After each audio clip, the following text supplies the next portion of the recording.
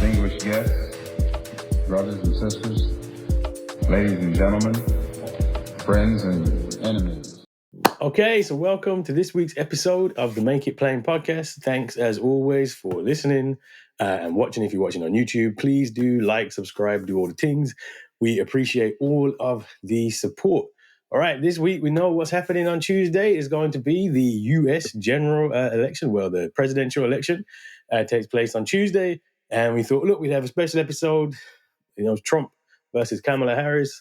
It's been going on in the news for ages and ages and ages and ages. It feels like it's been forever we've been talking about this. So we're going to do an election preview episode. I'm joined after the break by Renee Johnston. Renee is part of Black Power Media, we've talked to some people from Black Power Media before, including Erica Brand. My good friend Erica Brand from the Brokish podcast, he recommended Renee. Renee does a podcast on Black Power Media called Saturdays with Renee, and really does break down all of the American politics stuff, the Kamala stuff, the third party stuff, the what's the election about, all of the stakes. We had a really good conversation about the election, framing it, what happens if Trump wins, Kamala wins. Why don't black people like Kamala Harris is a question I had to ask. We had a really good conversation, all priming for Tuesday, whatever happens for the election. So please do check out that with Renee Johnston after the break. For the intro, I wanted to keep it on US elections, obviously, with the election coming next week. And, I wanted to go back. I wanted to rewind a little bit for this because Kamala Harris may well be the first black, first woman, and the first Indian president. Talk about an intersectional president next week. She also may lose. In fact, I kind of think she's going to lose. I don't know. I personally can't see white women voting for her at all. And I think that probably swings the election. But I remember back in 2008 when we had Barack Hussein Obama was running. I couldn't see it. I'll be honest. I couldn't see it. I had no chance that I think Barack Hussein Obama was going to beat John McCain, hero, perfect white man president. That seemed impossible, to be honest. And actually, black people in America took a while to warm to Obama because it just seemed like it was impossible. Like, is he really going to win? Like, it didn't seem like a viable candidate. And so I was certain he was going to lose. Couldn't see it, couldn't picture it. In fact, for Psychosis of Whiteness, I had a whole bit on Obama, which I'm going to actually read an excerpt from in a minute. But I was looking back through the chapter, and I'd written about how I just couldn't see it. Like, I remember there was a Chris Rock joke back in '96 when Colin Powell was suggested as the vice president, and Chris Rock was just laughing it off, saying, "Look, there will never, ever, ever, ever, ever, ever, ever be a black vice president, let alone a president, because it just wasn't imaginable, right? Like, it was something you couldn't really see happening." So when it did happen and Obama was elected, it's actually led to this massive, he got such a pass. Obama got such a pass. Like, honestly, my mom, my dad, Black Power activists. My mom cried on the day. My mom still tells me not to be bad about Obama still, and I still, I keep saying I'm going to listen, and it's just hard. It's hard. So again, apologies to my mom for this little intro here, but but the fact that it was something different, right? Like, we hadn't seen it, and so because of that, it really felt new, hopey, and changey, right? And it was, and in many ways, this is a danger that we're going to have. And that's why I wanted to have this with the intro for next week. Like, the first black, first woman, first Indian, intersectional president, etc. There's a danger you can see that as something new, as something fresh. And I think that's a problem, right? But if we've learned anything, and I think part of the reason why it's like black people don't like Kamala Harris, obviously vast majority of black people and vast majority of black men are going to vote Democrat, are going to vote for Kamala next week. That's just the reality. Obviously, that's how politics run. People aren't stupid. Trump is Trump, etc., right?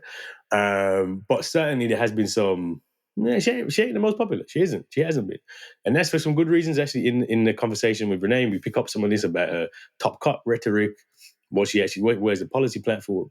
But hopefully, we learned something from Obama, which was black president don't really mean that much, right? Black president, it looks new, but actually, is it that new? Does it actually change? And this is the one thing I regret from my 2007, 8 takes on this, was not seeing how actually black president can work because it actually cements white supremacy, right? Like, we hadn't seen it before, so we thought it was different, thought it was new, we thought it was progress, but actually it's not progress, right? Actually, it's the opposite of progress. And actually what we've seen, particularly, I'd say before then, but since started before then, and I've talked about this on the pod before, what we've seen is that diversity becomes a front for white supremacy. Like, you start getting black and brown politicians, you can do what you like, right? Like, I'm not sure when Kevin Badenoch's going to become the leader of the Tories, but it's soon, next week or so. Could well be the first black prime minister in the UK. Ain't nobody going to be happy because we know that's nonsense, right? We had successive Asian Home Secretaries at a time when the immigration policy was the most racist. Not coincidental, right? Obama becomes the face of US imperialism and drops lots of drones and kills loads and loads and loads of brown people. Also, Libya was under Obama's watch, right? Also, like, if you look at all of the indicators, nothing got better for black people under Obama. The one indicator that got better was employment. But food stamp usage rocketed for black families when employment went up too, which means what kind of jobs are people getting? The jobs that don't pay. That's not progress. Like, literally nothing got better under the black president. In fact, Black Lives Matter didn't start in 2020. You know, it didn't start with George Floyd. Black Lives Matter started back in 2011, 2013, 2012 with Trayvon Martin under what? The first black president. So nothing actually gets better for us when we have a black president, right? And the illusion that things get better actually makes it worse. You could make the argument, I didn't make the argument before, that Trump was a better president for black people than Obama. Because at least when you have the wolf, and me and Renee talk about this, when you have the wolf, then you understand, you organize, you fight back. When you have the fox smiling in your face, tap dancing to the tune, etc., then you get a bit confused. You think maybe things are better, maybe it's all right, maybe we're going in the right direction. So this is the danger that, again, presents itself with Kamala Harris, if she does win. Again, partly I can't see it, but again, that's my opinion. There's a very strong chance she does win. You can make an argument that it's important for Kamala to win because Trump is really dangerous. And you can make the argument. And in fact, me and Renee go back and forth on that a bit and kind of debunk a lot of that, right? Because America's still America. Like, black president, Trump or Kamala Harris, most things are actually going to stay pretty much exactly the same, right? Gaza ain't changing. We already know this. There's a genocide happening in Gaza, and both Trump and Kamala are both on side. So we know that's not changing. What's the big other things? Congo, Sudan, around the world. Nothing's changing. It's going to be exactly the same, right? Internally, not much can change either, right? You could say, look, maybe Trump's really dangerous. I don't know. Last time he wasn't that effective. But you can make the argument. If you want to make the argument that, look, Trump's so bad, we just need to vote for anybody. It's actually not really about just vote for anybody else. I get the argument, right? But if you want to make the argument that Kamala having a black woman as a president is going to be better for us, you need to take the argument, throw it in the bin, because that is not true. That is absolute nonsense. I mean, that is, if we haven't learned anything from Obama, we should have learned that. Just having a blackface ain't doing nothing for you, then the blackface in it. Blackface at the head of a white thing, that ain't helping us. That doesn't help us. Look, Trump, you might make an argument Kamala is a better president, will be better than Trump. Fair enough. But she ain't gonna be better for black people. I promise you that. Well, for black people, things are gonna be basically the same.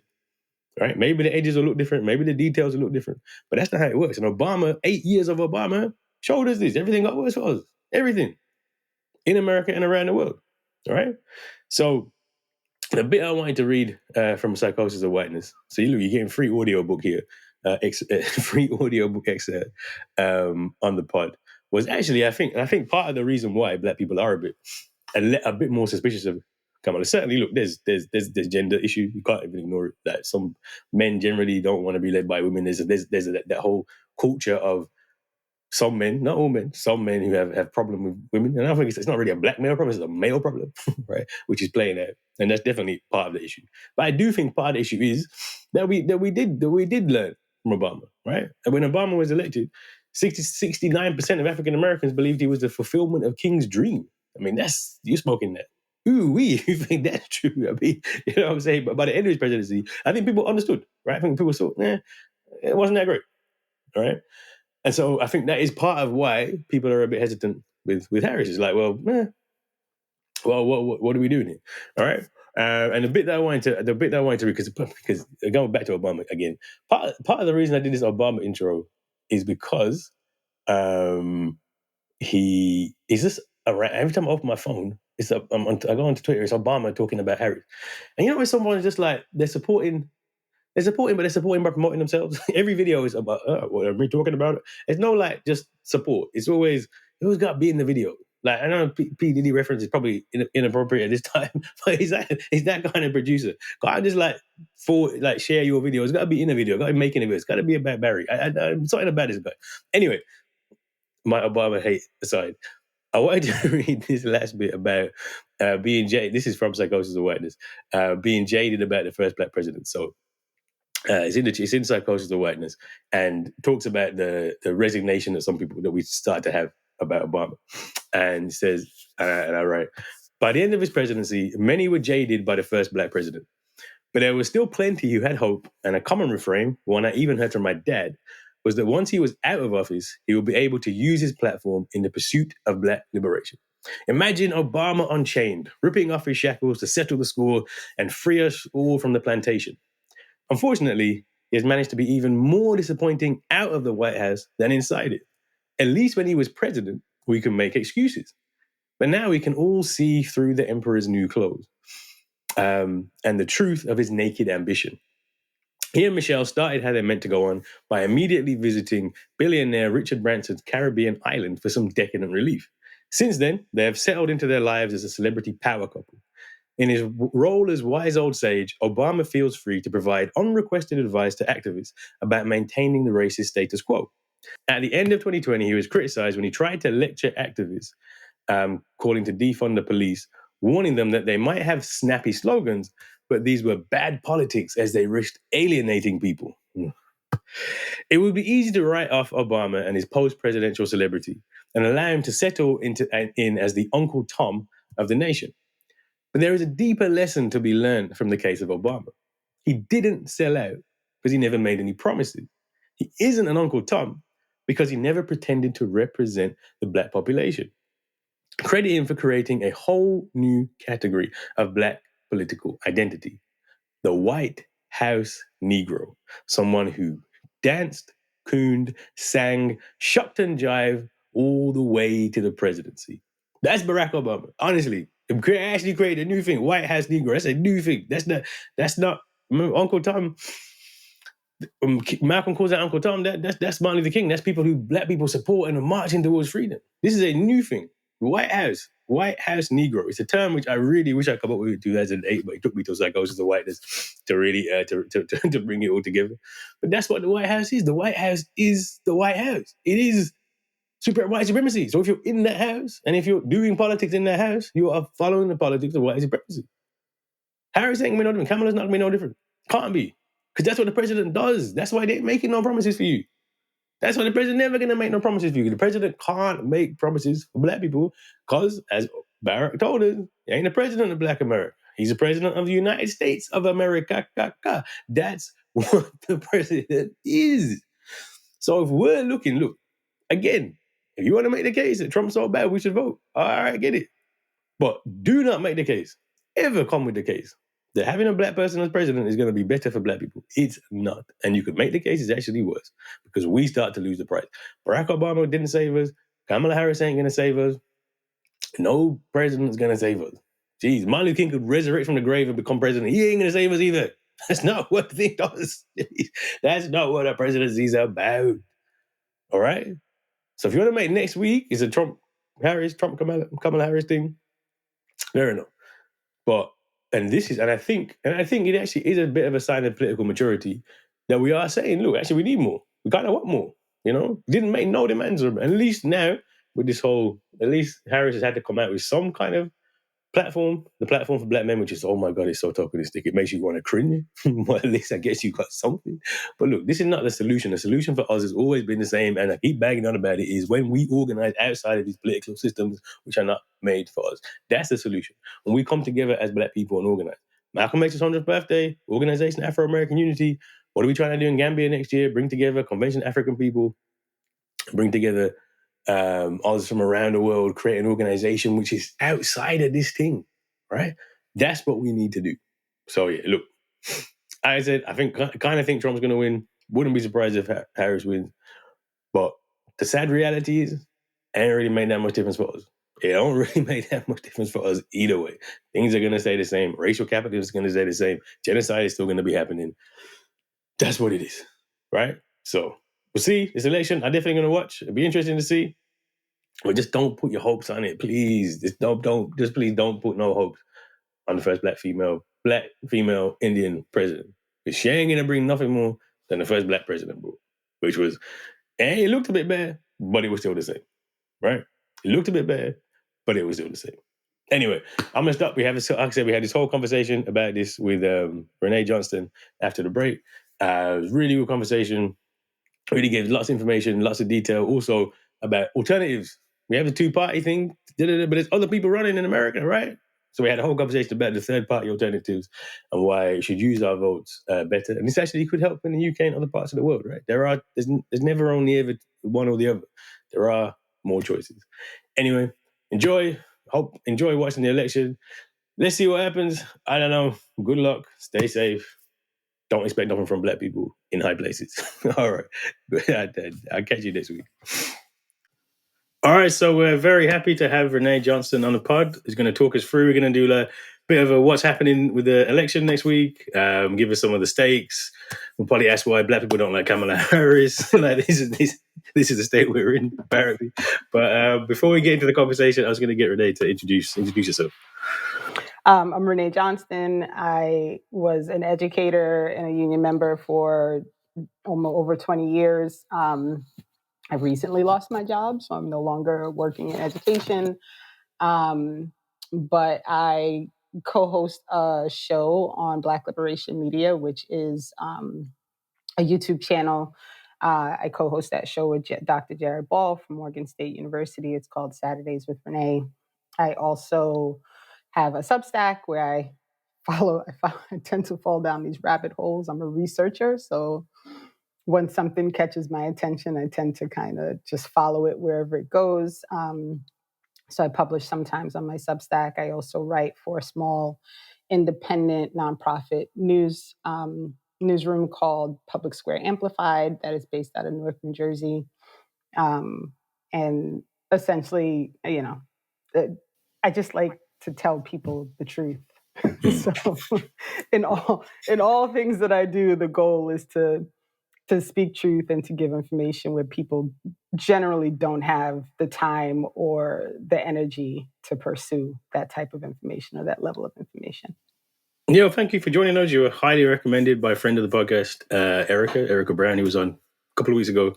Because of I've been watching some of the stuff you did on, it was Saturdays with Renee, right? Yeah. And you had a lot of how do you even say it? Kamala? In England, we'd say Kamala. But it's in India, right? Don't talk to the wrong people. They'll be all over you about that one. They're more pressed about how you pronounce her name than they are about the ongoing genocide that she fully supports. Yeah. I like to call her Cop Mala because she's a cop.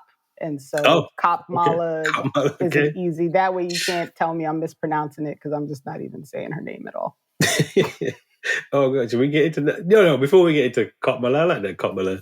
We'll do. Are you excited? The election's going to be here soon, very soon. It's been building up for a long time. You must be excited. No, I'm excited for it to be over. Really? The United States process for elections is essentially to overwhelm the audience with as much propaganda and nonsense as humanly possible. And so as a person who I'm not compliant with the propaganda. I don't follow the storyline that mainstream media sells. I actually very rarely watch mainstream media. So for me, it is more, can we hurry up and get through next Tuesday so you all can announce whoever is going to be in the White House to continue this farce of false democracy.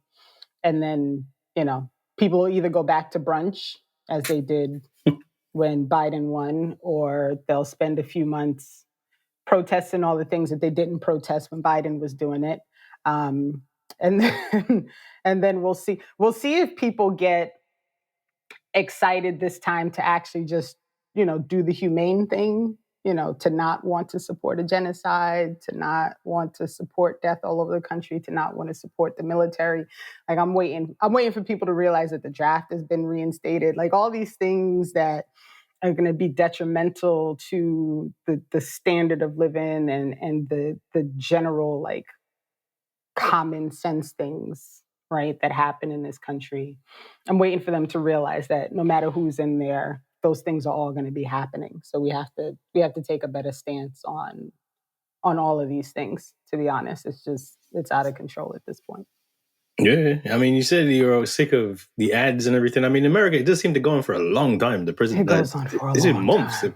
Months. And the money, it's can months. You idea the money that gets spent on this? Yeah, I mean, if you go back to 2016, the media had played such a role in making Trump what he was, right? Like, they were always talking about this thing. He had free press for months. And then everybody was like, well, what happened? Well, what happened is you spent months putting this man on the screen and giving people access to every little thing that he was doing. And, Hillary Clinton's the devil. And so, for most people, like, they either didn't vote, or, they did what I did, which was vote for Jill Stein, or, they decided they were going to go with the person who was yelling, like, I'm going to drain the swamp, and I'm going to fix all this stuff, and I'm going to change, and I'm going to do all these things. And it was all lies. But, I guess if you decide that you're going to vote between one devil and the other, I don't know if it really makes much of a difference once you decide that's the path you're on. Yeah, I think that's a lot of the discussion about is, I mean, the stakes seem high because of Trump. Do you disagree? You think the stakes not higher? So this is the debate, right? It's not that I don't think Trump's terrible. Yeah. And it's not that I don't think that he can definitely, like, make certain things worse with policy change, because obviously he can. But I just feel like people don't really consider we're already living in a pretty bad situation, right? In the past 3 years, death by police officer has increased every year in this country, right? And this is under the Democratic president, right? Yeah.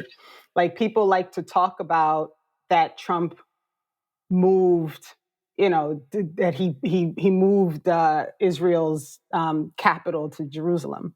But nobody talks about the fact that Biden left it there, right? Like, he didn't come out and say, we're going to move it. He came out and said, we're going to leave it. We're going to leave it where it is, right? Yeah. Everyone marched and complained about the wall and, the family separations. And then when Biden continued those policies, everybody was brunching and not, they didn't care anymore. And so for me, when I look at all of the things that have been standardized, right, that have been part of the material conditions of regular working people over the past, even if you want to just say the past 2 decades, right? Who has been in charge for the majority of those 2 decades? Democrats. It hasn't been the Republican Party. It hasn't been, you know what I mean? It's been Democrats. And so this to me, like, this fear-mongering of how much worse things can get, it's not that I don't concede. Of course things can get worse. They can always get worse. But guess what? They can always get worse also with the Democrat there. Like, it's not just if Trump's there that things can get worse. Things can also get worse if Kamala Harris wins, right? Like, so to me, I don't see this massive differential. Like, I can't be afraid of Trump saying that he's fully going to support qualified immunity, because qualified immunity already exists, right? You already have a very small percentage of police officers who get called into question when they kill people. So I just, this future quote unquote fascism that we're all supposed to be so terrified of is what I live and breathe through currently. And I feel like people just they're either unaware, which is hard for me to believe, or they simply don't care that people are already existing within these conditions. And so for me, the worst is not something to be fearful of, because it's already pretty bad. Like, it's not great now. So I can't, I cannot get myself overly excited about how much worse things can get, because they're pretty bad. They're pretty awful, to be quite frank. And I just feel like people don't give that enough credence, that things are bad now. And so, yeah, I mean, even Trump wasn't really that effective. Like, it seemed like he could have done, like, because he was not very good at his job. He didn't actually do as much damage as you would expect. Right? I mean, listen, if you ask Palestinians, they will tell you we survived 4 years of Trump. True, right? Yeah. But I think the only one thing that seems is the Supreme Court. The Supreme Court does seem like they did a lot of damage on the Supreme Court, which does seem like it had a long-lasting impact. I mean, but then, if you consider that Ruth Ginsburg stayed in her seat until they took her out feet first, nobody pushed her to resign, right? Just like Trump put somebody in within months before the election, Obama had that option. He chose to play around with the Republicans and not take that opportunity to use the seat. So, for me, I'm like, okay, yeah, that's pretty bad, but it didn't help without that. It didn't happen without the help of the Democratic Party, right? For all the concerns that people voice now about women's rights, and it's not that I don't see that it happened, but I'm also like, do you all forget that Obama specifically said that women's rights were not his priority when he got into office, right? It stopped being his priority. He had the opportunity to ratify. He didn't do it, right? He had a supermajority. He wanted to work with the Republicans. And so all of that is set up in order for us to be in the position that we're in now. And it happened under the Democrat. Mr. Change, right? And so, for me, when people start that argument, I'm like, okay, but let's not forget what allowed that to happen. That didn't happen in a vacuum. We can't just point out, look at this thing that happened at point D, and then not acknowledge what happened along the way at points A, B, and C that allowed D to happen. So, it's right back to the same situation, which is we can't just keep blaming everything on Trump, right? Trump is part of a problem that was created by a system that is set up to not work for the people. And so as long as we're living in this system that is not set up to benefit the material conditions of regular working people, anything that happens is because of the system, right? Yeah. And it can go either way, in my opinion. And frankly, like, there's so many people who are utterly unaffected, no matter who's in the White House. And how is that possible, right? Like, how is it that you can have an entire group of a population that sees no differential, no matter who is in charge? And that's problematic. Yeah, I mean, even thinking about something like this, you're right, things happen and then the Democrats don't do anything. So the Supreme Court's obviously a problem. And there are ways you could add more people to the Supreme Court. There's things to do. You could add people, right? There are all these things, right? And then they're so busy saying, "Oh, well, we have to work with the Republicans," right? And then people are like, "Oh, the Republicans are so bad." Okay, but your people are working with them. Your people are the ones that are allowing them to have so much say and power in every decision-making thing, and then you complain because it happened. Well, they didn't do anything to stop it, right? So where's the argument on that side of it? And people just, the level of the memory of the US population is too short, in my opinion. And so this is how these things happen. This is how you have these conversations with people saying, "Oh, well, Trump is why we don't have women's rights."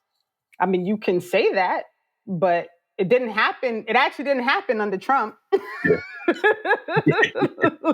Let's be clear. It didn't actually happen under Trump. And all the things that were the precursor to it happening are because of the Democratic Party. Yeah. So I wonder then about. So Malcolm X, my favorite person, history, and Malcolm talks about the fox on the wall. That's a good pick. Yeah, it's a good pick, right? Although now, oh my God, I'm sort of light aside, but my kids have this thing called character AI, and you can get Malcolm X to answer questions for you in this AI, and it's creepy. It's terrible. The answers are wrong. I'm still afraid of the AI. I can't. We'll all be AI soon. I know, and I'm just gonna keep pretending like it's not happening until I have. Until I don't have a choice. So you just see yourself on YouTube, and it'll be like, it's not me, it's the AI, but nobody believes it's the AI. Oh, Lord. Sorry. Malcolm talked about the fox and the wolf. So it's actually the fox is like Trump's a fox, right? He's baring his teeth. You know he's going to eat you. Everybody gets mad. Right. But like Kamala Biden, they're the wolf, right? They're still going to eat you, but they're going to pretend they're your friends. They're not going to. They're not going to better the situation. And that's the part of it, I think, that's so detrimental, is everyone is so focused on Trump will make things worse, but the Democrats won't make things better. And so for me, that's like a non-win, right? There's no upside in picking between those two. And so I'm just not going to do it. I'm going to vote, but I'm voting for Claudia de la Cruz and Karina Garcia for the PSL. What's the PSL?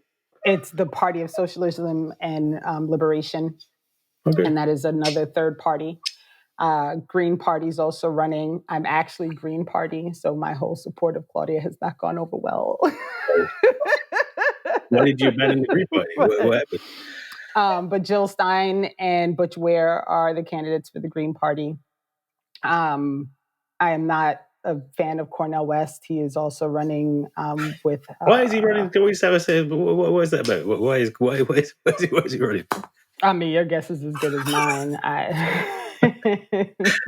He's always had bad judgment. I mean, the spoken word albums were not the best. Yeah, so. I always wonder who like the Cornell whisperer is, because I feel like whoever he talks to last is the person that he goes along with in that moment.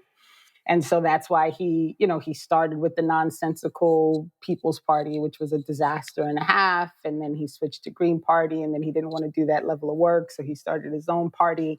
And then his own party's not really on the ballot in a lot of places. So I don't really know what the thing is. But then he took this real strong stance that, like, he's a man and he's going to run and he's not going to step aside for anybody else, which, okay. But I don't really know. I don't know where he's going with ego, right? In my opinion, totally ego. But, I'll be honest, I feel like there's ego in all of these campaigns, right? So Brother Dhoruba bin Wahad has been making a really strong case for a united front. These third parties should be working together and picking one candidate behind which everybody can, kind of join and support. And nobody wanted to do it, right? And so in my opinion, there's a little bit of ego in that. And there has to be a little bit of ego, because running for any governmental position in this country, in my opinion, I don't know why people do it, right? Like, I've been asked and I'm like, nah. No, why not? No, thank you. Right? Because the absurdity of the whole thing, like, people are nuts and they start sending hate mail and death threats and all kinds of things because you're not aligning with whatever MSNBC told people on the news that morning. And I don't have it in me to participate in the system as it is right now. So I think there has to be a little bit of ego involved in anybody's decision to run for something. But me personally, I feel like the Green Party and the PSL are probably most aligned in the sense of not wanting genocide, wanting to end capitalism, wanting to support working people. wanting to support more of a socialist agenda, wanting to, defund the military, like all those things. But I prefer the way Claudia and Karina have run their campaign. I fully support how they represent what the values of their campaign are. And I also I just fully embrace their attempt at political education. I don't get one email from the PSL that does not end with links for something to read or something to watch that is going to provide a level of political education to the person who got that email, right? And that to me is crucial, because it's the thing that I think is missing most amongst the general US population is people just don't understand. And it becomes more clear to me when I post something and somebody says, like, you just don't know how politics work. And I'm like, okay, like, go read a book. Right? Like, okay. I don't know how to solve that one for you. Like, okay. Yeah. I think the thing with third parties, though, is given just how much money there is involved, right? And so we know that one of it's going to be Trump or it's going to be Kamala, right? Mm-hmm. Is it? I don't know. Is it a wasted vote to vote third party, knowing that you can't win? No. So on the show last week, we had Professor August Mintz, who is a professor at the University of Minnesota, and I didn't agree with everything that he said, but he defined voting for me in a way that I am going to hold on to for the rest of my life, which is voting has nothing to do with political power. Voting is your ability to express your preference in a democratic process of some person or policy that you prefer. That's it. All you're doing is putting your name on a piece of paper and saying, this is my preference for this particular thing. So for me, my statement of my preference in 2024 is the PSL, Claudia and Karina for president. I'm going to vote Green Party for Senate. I'm going to vote Green Party for Congress, because in the state of New Jersey, where I am, we're running someone in the Green Party throughout the entire state for all congressional seats. So that, to me, I'm putting that out. That's my preference. That's what it is. Voicing your opinion is never a wasted effort. There is no wasted effort in being truthful about the thing that is important to you and that matters to you. People see it as a waste because for them, they are more concerned about, well, what happens if Trump wins? Yeah. If Trump wins, he wins, and things are going to go the way they go, and they might get worse. Yeah. But as I said, they might get worse and probably will also get worse if Kamala wins. So I can't get myself caught up in that whole premise of like, oh, it's a waste, it's a vote for Trump, it's like, because that's what people tell you, because they don't want you to exercise your right to voice your preference. They just want you to do what they want you to do. So, yep. Did we lose? Okay. Oh, sorry. My recording just stopped randomly. I don't really know why. It just probably the feds. Listen, I'll tell you why. It's the state. They about sick of me. They're like, this woman keep talking all this madness about so we're gonna shut her down right now. Yeah, I think we got the answer though. I just stopped recording. You were fine, but I just stopped recording. Okay. So I think we just carry on it. Yeah, we can continue. No worries. I was gonna say about wasted votes, but isn't most votes wasted? I'm sure it's like the UK, where actually, like, if you're in New Jersey, surely that's Kamala's going to win. So whoever you vote for, it actually don't really matter, right? Right. So and that's something that I've seen people express that I think is actually a really valid statement. If you live in a place where we're electoral college, right? Mm. So whether 51% of people vote one way or 95% of people vote one way, it's all going to go in that direction, except for in 2 states, right? I think it's New Mexico, and I think Maine might be New Hampshire. One of those 2, right? Like, they actually separate their electoral college, right? But outside of that, your vote is all going, whether you whether you voted Republican, a third party, or whatever, it's all going to the person who wins the majority vote. So to me, this is a good opportunity, especially in places that are going to go one way or the other, to express, your honest decision about who you want to be in charge of the country, as much as being president puts you in charge of anything here, right? But this whole thing, I feel like it's an exercise in trying to convince you to do the thing that people want you to do instead of doing the thing that you want to do, right? Like, I don't have to comply with vote blue no matter who, or else, right? That's the whole point of a democracy. So in all honesty, the whole point is that I'm supposed to be allowed to vote for whoever it is that I feel like most aligns with the things that are most important to me. And so in any situation, that is what I should be allowed to do. And the fact that, it always turns into it's a wasted vote and, this, that, and the other thing.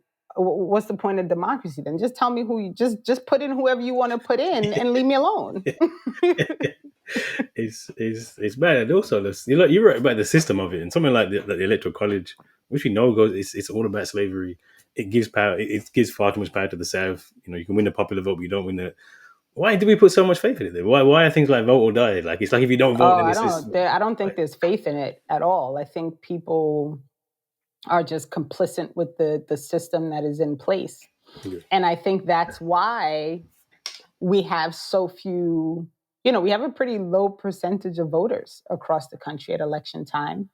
I feel like in 2020, it was like, we've had the highest percentage, and it was like 57 or 61%. So it wasn't even high, right? Like, it wasn't even like a really big part of the population who could vote.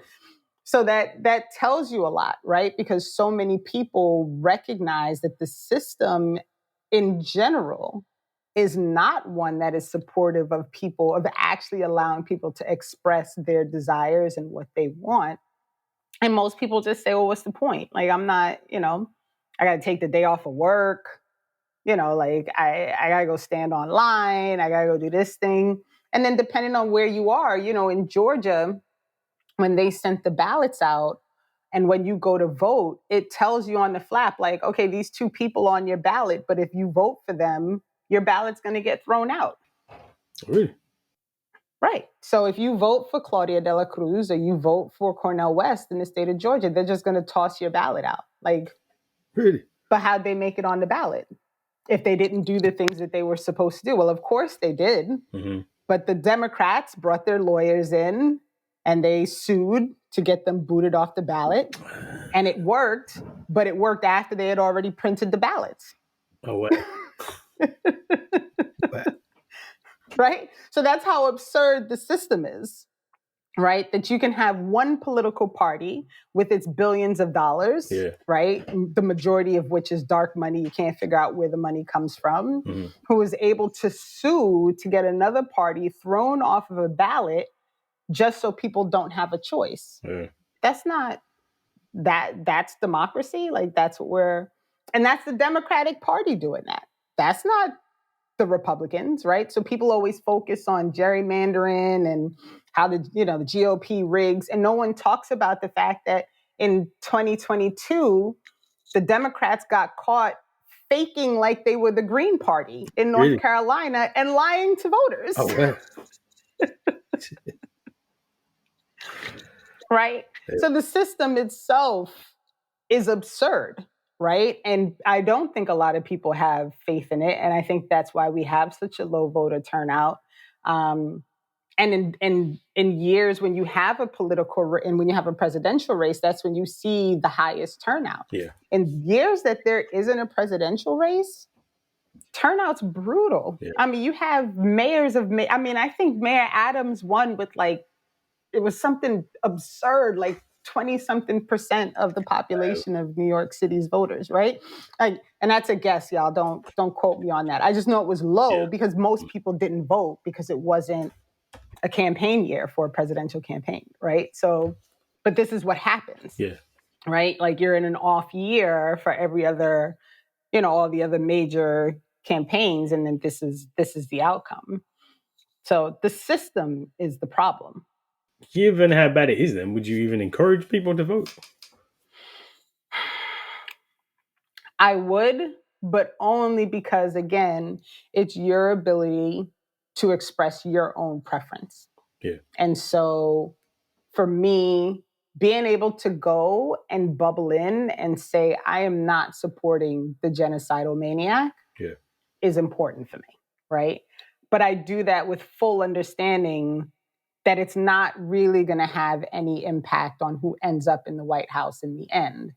But if enough people do it, right? If you have enough people who step up and say, we're not going to support either of these genocidal maniacs, right? Maybe there'll be a reason for another party to grow for 2028, right?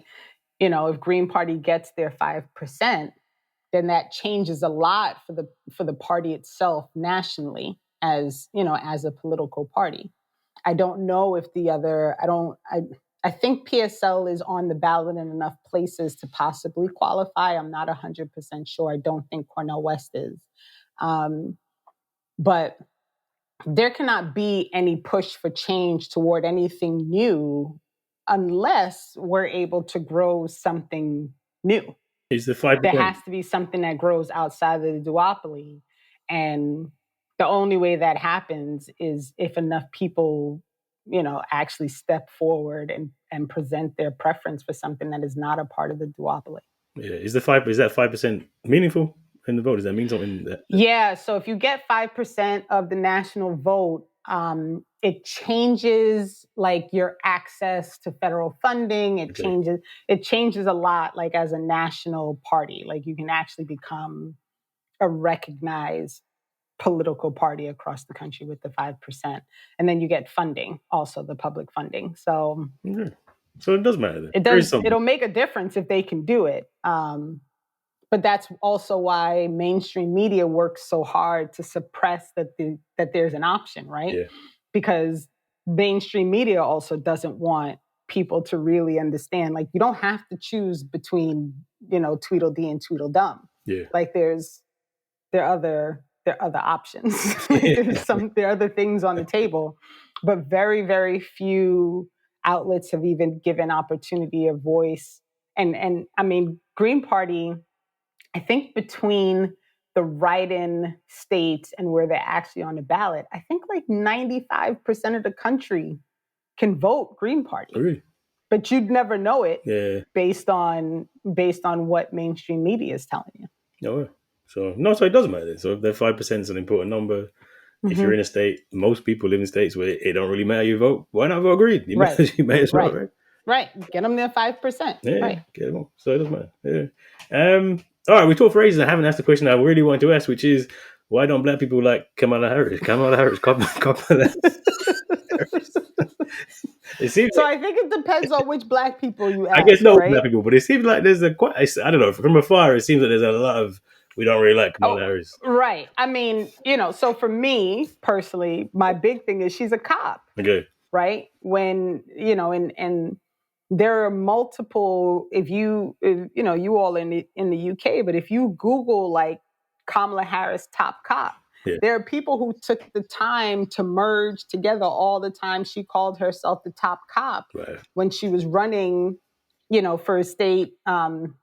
She was running for AG in California, right? And she was the top cop in San Francisco. So, so this was her thing. And when she was in charge of the state of California as the attorney general, she was putting black parents in jail for, their kids not going to school. She was fighting against people getting out of prison because prison labor was so economically convenient for the state of California. She was hiding one of the DNA labs in California was found to be fraudulent in the information they were releasing. They failed to do anything about that, despite the fact that there were people who were, sitting in jail based on these false reports. She has done nothing to support Black people. And even in this candidacy, like this current campaign, she has said very clearly, I'm not going to do anything that's only going to benefit Black people. She's been very clear about it, right? So there is this whole Kamala Harris, you got to support the Black woman. I'm like, for what? Why? Like, why? Why do I have to support the Black person who has no care about Black people? She don't care about Black people. So support her for what reason? And then you have Theodos, people who think she's not Black, and that whole thing. Black with a lowercase b, not a capital, whatever the argument is. But I can't. But in the end, she is essentially another Black face in a high place that's going to do nothing that is beneficial to the Black communities of this country. Yeah. So there is for the people who do not support her, it's most likely because they recognize that she is a Black person who has no intentions to do anything to support the material conditions of the Black people in this country. And no matter what foolish policies she puts forward, it's always going to be with this, I'm putting this policy forward and it's not for Black people, but it's going to trickle down and help Black people eventually. And that's just, I don't know if I should curse on UK. I don't want to get you in trouble. But it's just bullshit. It's nonsense. Like the whole thing is nonsensical. But she had a whole platform for Black men. I'm sure I saw some pledges for Black men. They're not, but so this is what she did though. And I want people to really understand this. She put them forward and said that these were policies to support Black men. But what they are policies for the entire population that Black people can then apply for and some Black men may benefit from, right? They are not for Black men. Because in the end, we are a really small percentage in this country, right? We're not. So if they're giving... And I wish I should have double checked the number, whatever absurd number of, help they're going to give to people with buying homes, right? You still have to apply for that help. So it may help some Black people, but I don't know. Will it really? We don't know. We'll never know unless it actually happens and you can actually see who applies and how it all plays out.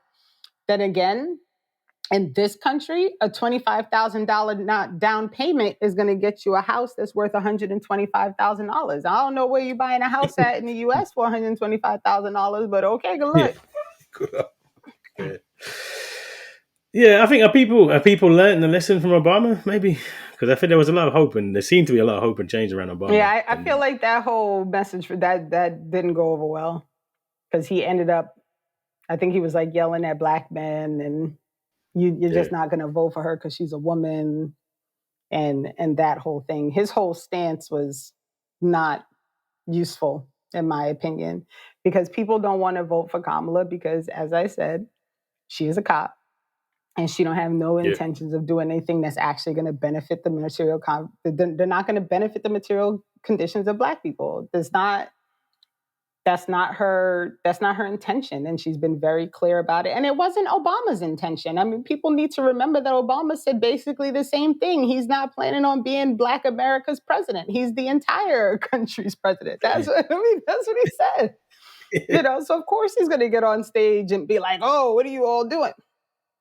Just like he stopped the NBA when they were going to, he blocked them from when they were going to protest. Like he also is not doing anything that's going to actually benefit the material conditions of Black people. So I don't know why anybody expected that was going to be, it was going to serve any purpose. The Democratic Party right now is throwing every single, who they consider popular person, musician, whatever, in front of you to distract you from the fact that they have no policy. Yeah. They have no policy that's going to benefit people. And even her policies that she claims she's putting in place because the middle class is so important and she's going to support this, she's going to grow the middle class. How? How are they, how is that going to work for anybody realistically, right? She's going to up the tax credit for families. Your child, if you have a newborn, in the first year of your newborn's life, you'll get a $6,000 child tax credit. What people miss in that is the word credit. What does credit mean? It means you got to pay that shit back if you make too much money. That's what that means. It's not actually it's like a payday loan, right? And they're going to wait and see if you make enough money that you didn't actually need that $6,000, and then they're going to take it back at tax time. It's not a gift, right? The home loan, this $25,000 home loan thing that she keeps going on about. No one is reading that the whole point of this home loan is so that they can work with private equity firms and mortgage loan companies and construction companies to build housing. Do we know how many empty houses already exist in this country? We could house everybody. We could house everybody with the empty houses in this country. Will we build houses for who? Like, where's that purpose serving, right? But at the same time, she's going to double the money for the DOJ because the Department of Justice don't get enough. So we're going to double their money. She's going to double the money for the DOJ. Refund the police. Refund the police. Right? And then she's going to make sure we have the strongest military. The military needs more? Like, can we just be for real? I need people to just please, just common sense. None of these things are common sense policies that are beneficial to regular working people. None of them are. And so they're not going to benefit regular working people. And so we have to stop this lie and this farce that somehow the Democrats are going to be better for people. They're not. Yeah, they're not. It could it be a sign of political maturity? Because I remember, like, Obama, people got carried away, and Obama was same, right? Didn't pretend. In 2008, I was like, change, Obama, change, Obama. Yeah. Man, by 2012, I was like, what the hell? Like, I just got hit by a truck. What just happened? I'm like, you want me to vote for you again? Nah, man. That's all right. I'm good. Thanks, man. Thank you. But this time it seems like that's not working. The black, like, we just gotta support the black ones. No, and they're desperate, right? Yeah. So that's why they're like pulling Eminem on stage and pulling Beyonce on stage, and all this nonsense. Like, I'm like, Beyonce got how much money? She on stage talking about she's up here as a mother. Okay. We're calling out motherhood now when we got however many children and mothers and women and families that have been absolutely destroyed in Palestine. And you got the audacity with your billions of dollars to get on stage and talk about you up here talking as a mug. If you don't get listen, like, please get out my face with your nonsense. Please. No, but I mean, there are some bad reasons of people. I mean, there does seem like there is probably a bit of some misogyny in not just black men. I think men generally. Will men vote for a female president? And that must be part of what's white women voted for Trump than anything. Well, I mean, yeah, white women are the problem. We can disagree. But even that's partly misogyny, right? Like, when we think of the leader, even women, it has to be a man. I mean, as a woman, it just seems to be absolutely, and it all works. It all works in tandem, right? The misogyny, the white supremacy, the capitalism, the imperialism, like, it all works in tandem because they're all working for the same cause, which is to keep money and power where it is, and to not under any circumstance allow it to be readjusted and disseminated across the population for most people. Yeah. Like, that's not the goal here. The goal is not for everybody to be okay. Yeah. The goal is for the rich people to continue to be able to have access to whatever it is that they want access to, and people be damned. Like, that's the goal, right? And so Kamala's she's so terrible to me that I can't even, like, I'm like, even if it is, like, can we at least get somebody, like, normal before we start complaining about misogyny? Like, true. Everything about her is aligned with everything that's wrong here. Yeah. everything about her. Yeah. And so if you don't want to vote for her because she's a woman and that's your biggest issue, like, okay. Okay. No, you don't vote for it. No, not really bad. I mean, you're not going to vote for anybody who's normal. True. Right? Because it's just, you're just not. So I just can't. Yeah. She's just so terrible, man. She's terrible. She's terrible. She's not great. You mentioned ADOS, American Descendants of Slavery. They also have Tariq Nasheed's, what is it? FBA, Foundational Black American. Part of this, I don't know how widespread this is, but on Twitter it seems quite widespread. The fact that she's not black, she's not really black. What is that about? Where does that come from? So Kamala Harris is half Jamaican and half Indian. I believe her parents got divorced when she was relatively young, and she grew up with her mother, and she spent, to my understanding, a great deal of time with her mother's family. Yeah. And prior to, this whole thing coming out, she claimed her Indian heritage very, very clearly. Didn't claim her black side very as dearly.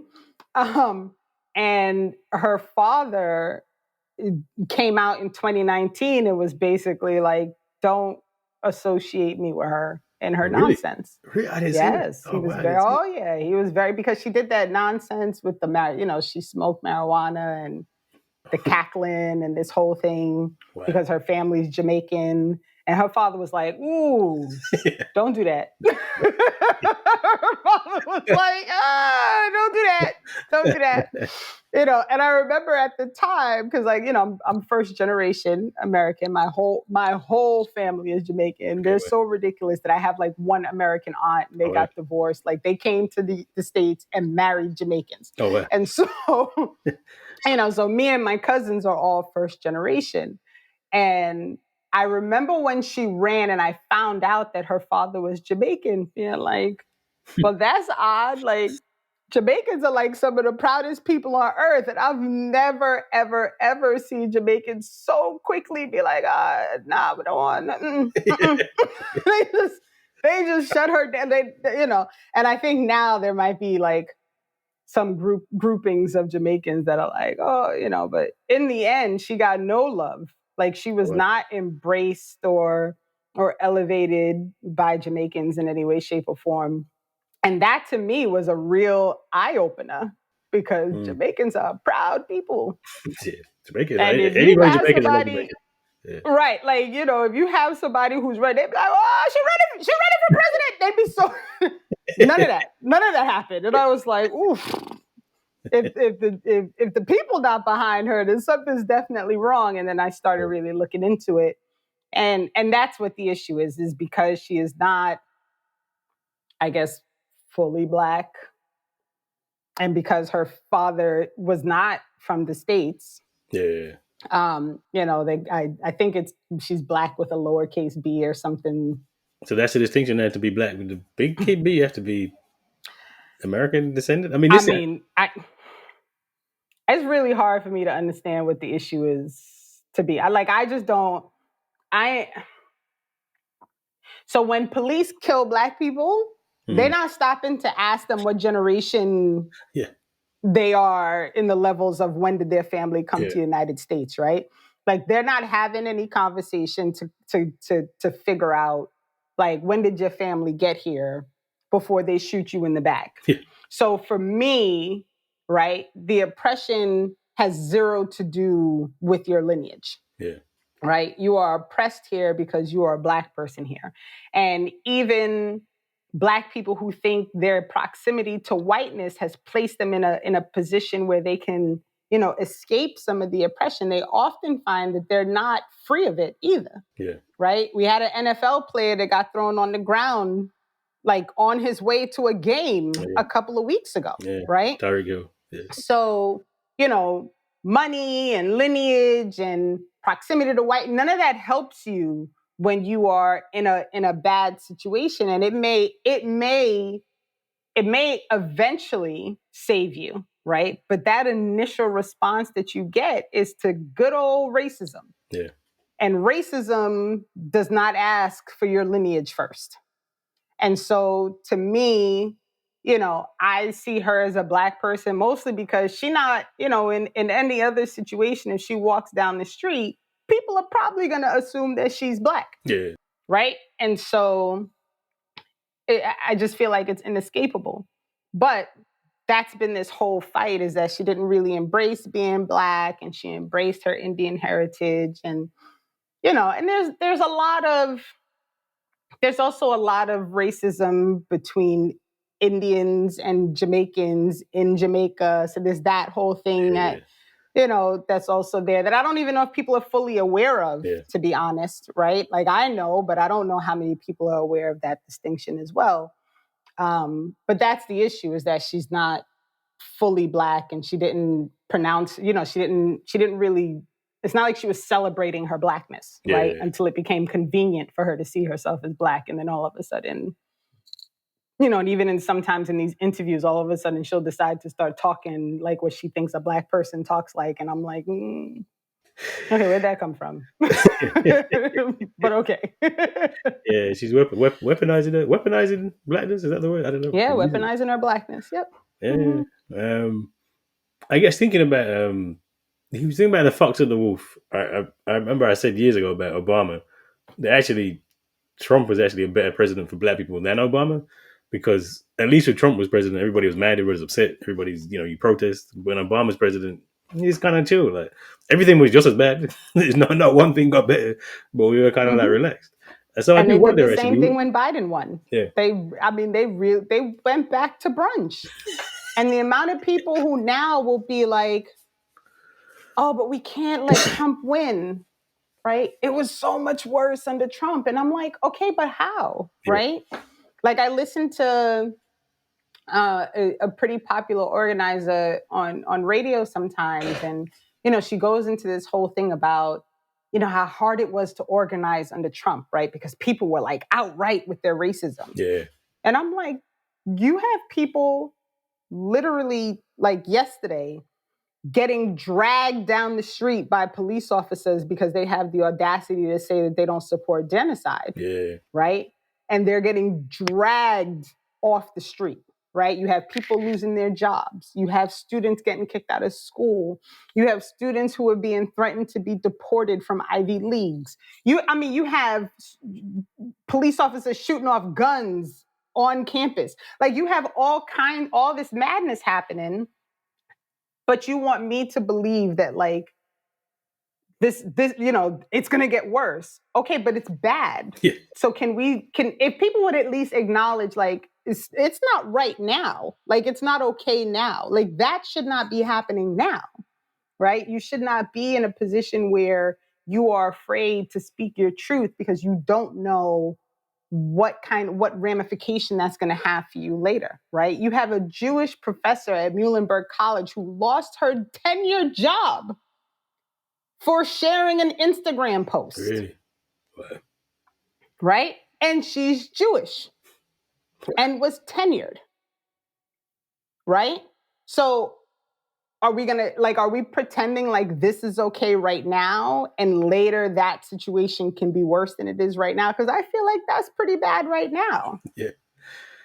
Yeah. Trump's fascist, but America's fascist anyway. That's what it is. Like that's what America is, right? Right. And right. And I want to encourage people all the time, like, tell me this thing that you're so afraid of, right? What is this future fascism that you see coming that you're so deathly afraid of that you feel like you have to comply with the crumbs that you might get from the Democratic Party? And when people say, "Oh, well, she's gonna bring Roe v. Wade back," and I'm like, that's not actually what she said. What she said is if Congress votes for it and they put it on her table, she will sign it. But that's a really big if. Yeah, really right? big. Yeah. That's a really big if, because we've already seen that Congress is not capable of that level of fortitude, which is right?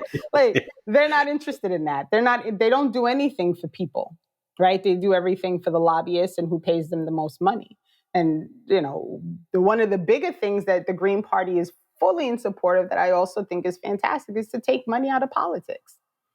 Yeah. Because that's the biggest problem that we have, really and truly. One of maybe not the biggest, but one of the biggest is that people with money they hold all the cards. And then if you're a regular person who can barely pay your bills, like, you're not giving to a political party. You're not, you're not meeting with these people. You're not getting invited to have lunch at the vice president's residence. Like, those things are not happening for regular working people. They're happening for the billionaires and the millionaires and the corporations and the law firms and the lobby groups and APAC. And like, that's who gets, and who funds you runs you, as Jill Stein says all the time. And it's apt, right? Who funds you runs you.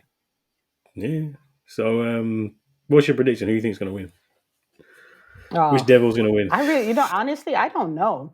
I really feel like, so in 2016, I went to sleep because I was like, whatever, the she-devil's going to win. I'm going to bed.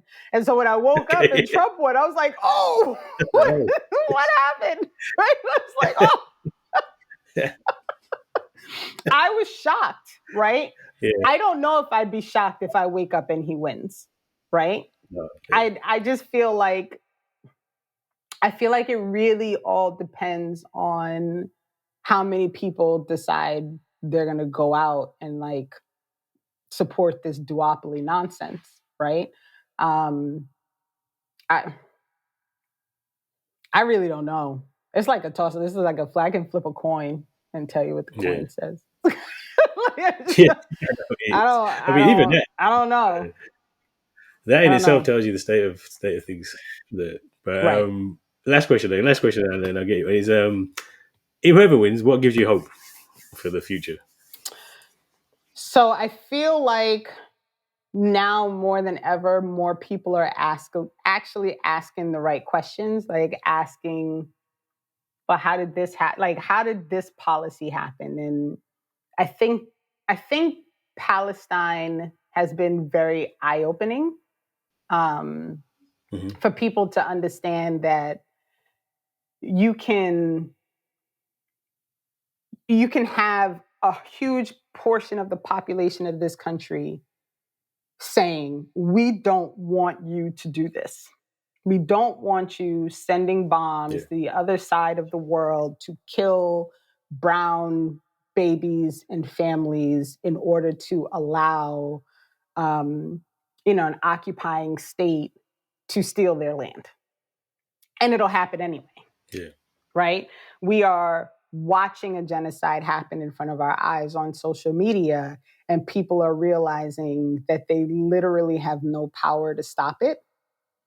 And I think for the first time in a long time, people are questioning what they are supporting by going along with the duopoly line. And only because that is happening, I think third parties actually have a chance to do something different, to maybe, gain more support than they've ever gotten, in a long time.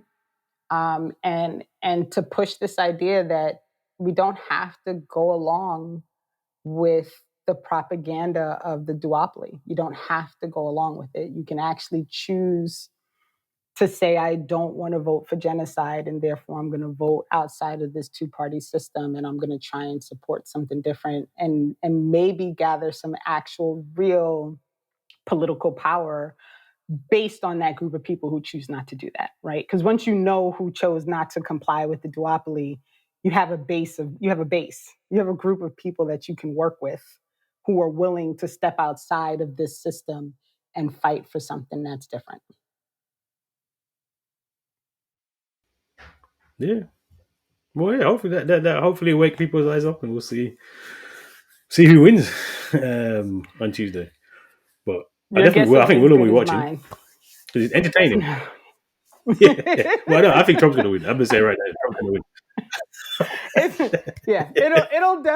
It'll be entertaining, and I'm curious to see what the response is going to be, right? Like, if Kamala Harris wins, will people actually fight to make her do something that they don't want her to do, right? Like people keep saying she's going to be easier to fight, she's going to be easier to push left, blah, blah, blah. But they said the same thing about Biden, and then they all went to brunch and left him alone. So we'll have to see.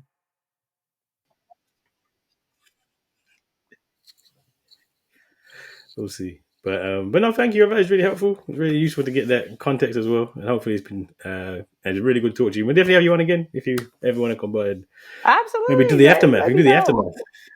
Oh, sure. The aftermath. Yeah, we can do that. Or Trump or Kamala. Couples. Oh, God. It's so depressing. But it is. It's you have to have hope, and right? You're there. You're there. You're not even here, and it's depressing. So imagine. Well, no, actually, I'm entertained. That's why I say Trump presidency is entertaining. It was one of the most entertaining few years in politics. I so, agree. From outside. And listen, I always laugh because I was a fan of The Apprentice when he was on TV, the whole that show. And, and I remember when he was running for president, being like, he's really running for president? Like, that's weird. And then I remembered that Reagan was an actor before he ran for president. So I don't know why I was really that surprised. I mean, we are a land that likes to elevate people who have some kind of star status and no common sense. But okay. And that is white privilege. White man, any white man can work. At its finest. At its finest. But yeah, well, we will see what happens next week. Thanks again for your help in navigating these.